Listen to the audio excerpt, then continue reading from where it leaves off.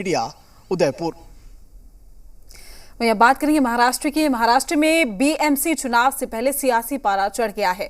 खुद को हिंदुत्व का बड़ा पैरोकार बताने के लिए वार पलटवार का खेल तेज हो गया है। हनुमान चालीसा से शुरू हुई जंग गदा तक आ पहुंची है। सियासी दलों में खुद को सच्चा हिंदुत्ववादी बताने की होड़ सी मची है।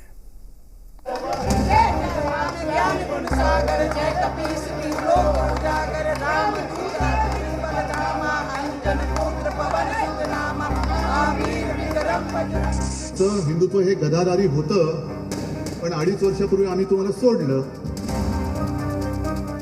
महाराष्ट्र में बीएमसी चुनाव से पहले सियासी संग्राम छिड़ गया है।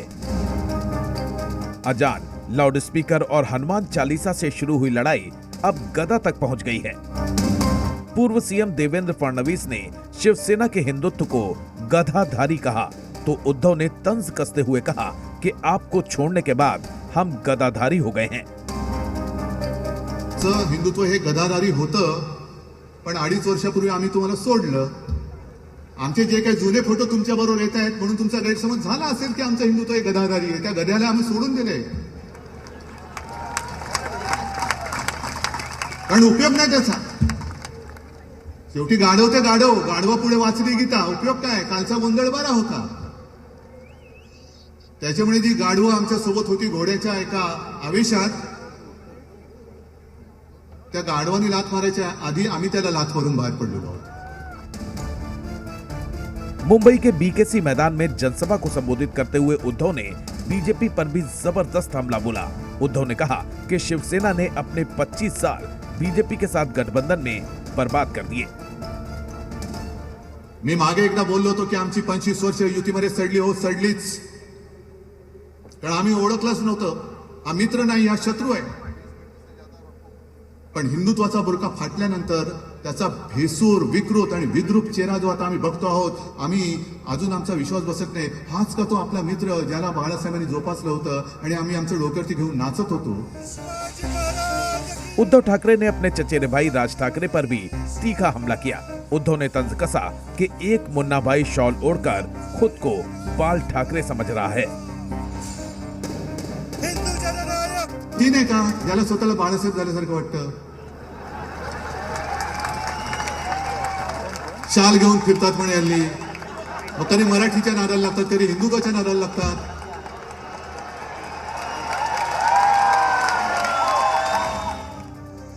अमरावती से निर्दलीय सांसद नवनीत राणा ने उद्धव पर पलटवार किया और कहा कि वो ऐसे लाचार मुख्यमंत्री हैं जो अपने विचारों को भी भूल गए हैं।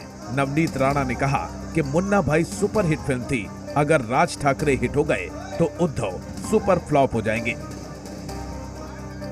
किसी पे बोलते हुए उन्होंने कहा कि उनको सपने में बाला साहब दिखते हैं।